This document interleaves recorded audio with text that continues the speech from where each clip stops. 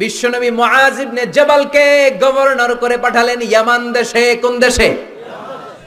পাঠানোর সময় বললেন, ও মুআজ ইন্নাকা সাতাআতি কওমান আহলা কিতাব, এমন দেশে তোমারে পাঠালাম কোন মুসলমান নাই।